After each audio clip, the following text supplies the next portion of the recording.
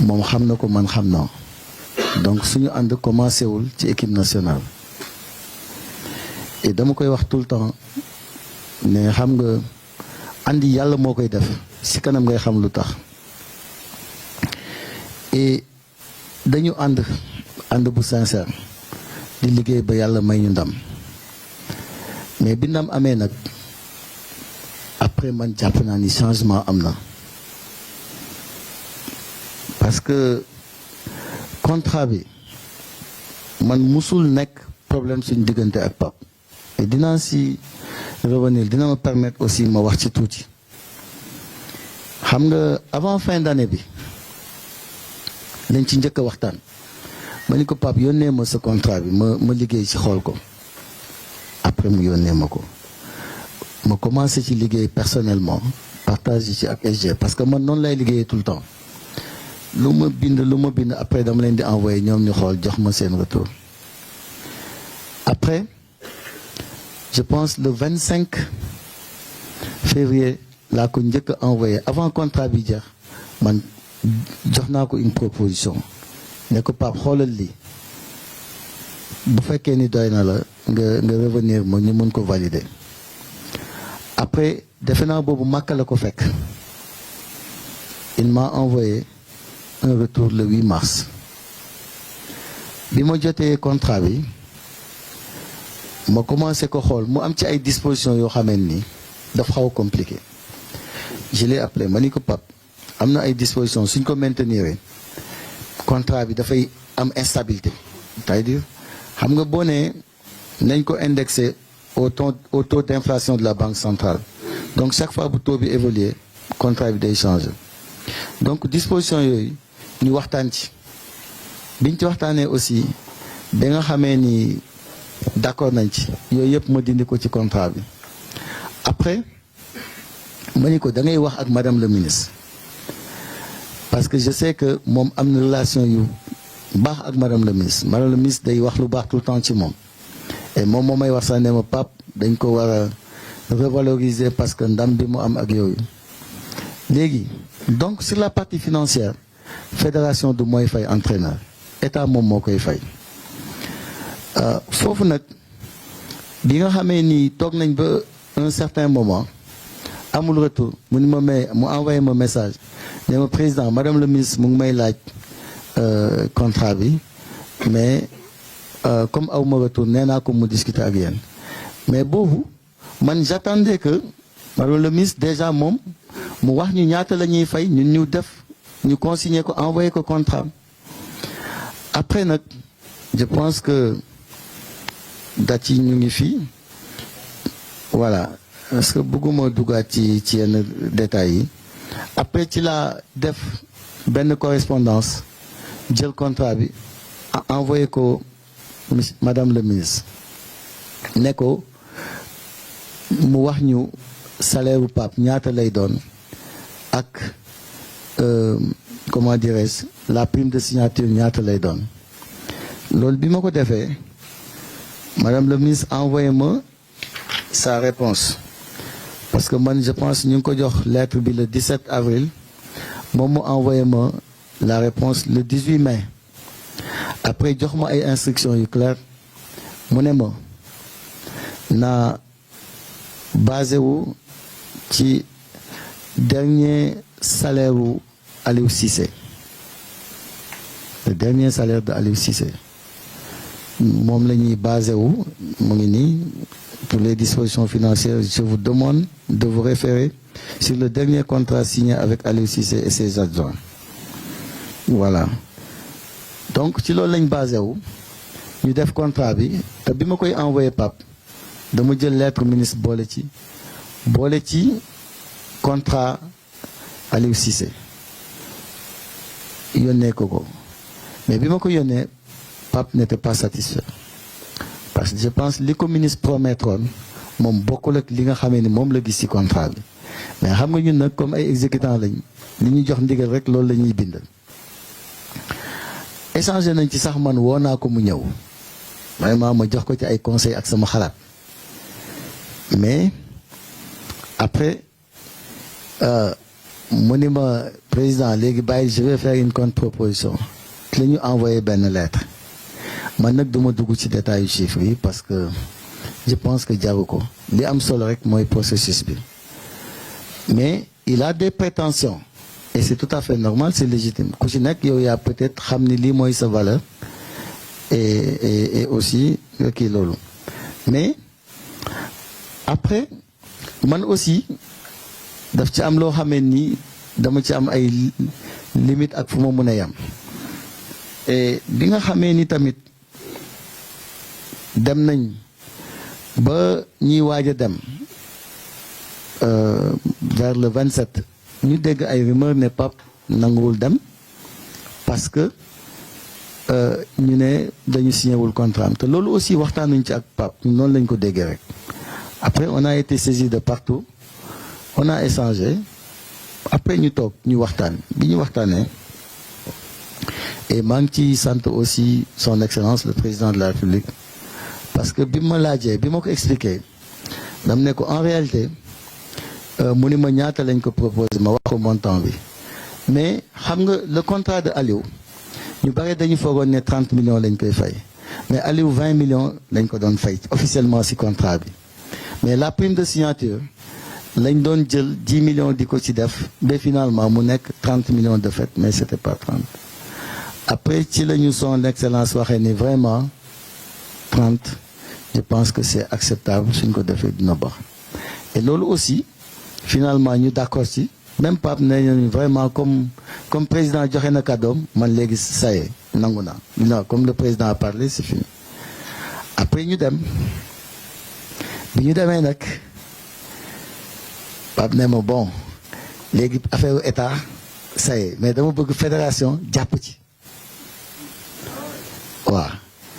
ma ni ko Pape xam nga man analyser naa contrat yëpp mais loolu musul am contrat yi ma gis musuma gis xaalis fédération dugg ci état mooy fay lépp mu ni ma grand doon na am ma ni ko ah mais su amee aussi c'est pas formalisé et donc mu indi discussion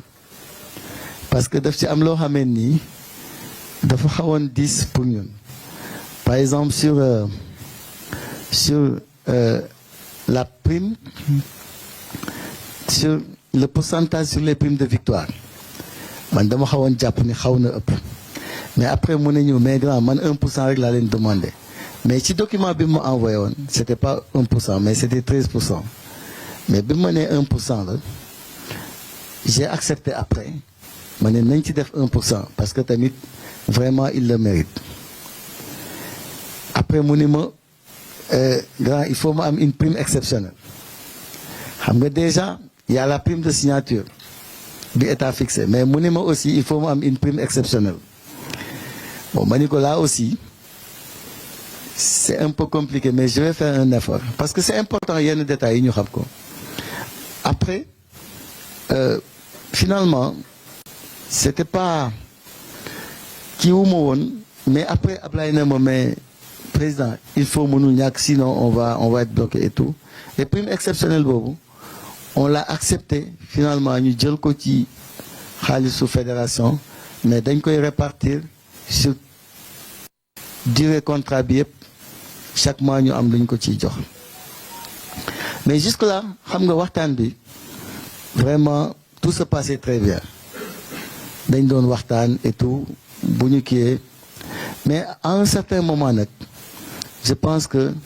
peut-être am na lu ci dugg wala peut-être ñeneen ñu ci dugg ba finalement affaire bi c'est devenu très compliqué voilà parce que am na ci ay dispositions dañ ko ne Pape dispositions yi il faut ñu jéem ko dindi parce que bu fekkee nii xam nga les obligations fiscales xam nga loolu kenn mënu ko assumer à ta place par exemple ton salaire tout ce qui relève des retenues ak ay charges sociales ak yooyu mën nañ ko jël en charge mais yow say revenu am na loo xam ne yow yaay mën a def say déclarations au niveau des impôts donc il y a des dispositions soo ko ci defee loolu aussi duñ ko mën a accepter il faut nga dindi ko donc finalement li desoon du woon ay problème mu xaalis beneen bi tamit mooy quels que soient les cas de rupture da ngay fay montant yi nga ko amee lépp jusqu'à la fin du contrat ak prime ak yooyu xam nga quel que soit les cas de rupture yooyu aussi kenn mënu ko woon nangu et finalement aussi amoon na ay objectifs ci comment dirais-je coupe du monde bi bon yooyu aussi après accepté wu ko parce que nekkuloon ci premier contrat mais yooyu c'est des instructions parce que xam nga boo gisee ñun ñu def ko ci madame le ministre daf nañu je vous prie de traiter le dossier avec diligence pour me permettre d'avoir bon mu ngi nii en retour je vous invite à circonscrire le contrat entre le 1er mars 2026 et le 31 octobre afin de pouvoir assigner des objectifs liés à la Coupe du Monde 2026 et à la prochaine Coupe d'Afrique des Nations. Donc ñun boo gisee ñu def ko ci c'est une instruction bu ñu jot ne nañ ci def objectif bi mais objectif bi aussi après nangu ko woon xam nga bu fekkee ne aussi da nga bëgg ay prime de qualification mais da ngay nangu aussi objectif yi ci donc finalement dem na ba nga xamee ni am na lu ci bare d'accord wuñ ci bon am na aussi ñu koy naan peut-être waa fédération say noonu lañ ak yooyu dem nañ daal ba jaxasoo ñëw suñu diggante et dem na aussi ba am un peu impact sur le fonctionnement de l'équipe nationale parce qu'à un certain moment on n'avait plus de retour sur ce qu'il fait voilà sur les 2 matchs man j'avais plus les classements voilà man ci terrain bi laay gisee voilà les 2 premiers matchs j'avais pas les classements si terrain bi ngay gisee classement yi bon te xam nga loolu aussi pour man c'est extrêmement grave on doit pas nous priver de l'information parce que xam nga nag dafa am nit fu muy toll da ngay wax sa digganteeg yàlla man à un certain moment quand j'ai vu que c'était compliqué man maa xëy dem néegu Pape c'était la première fois may déplacé wu di dem néegam musuma dem néegu joueur musuma dem néegu coach je suis allé ma ni ko Pape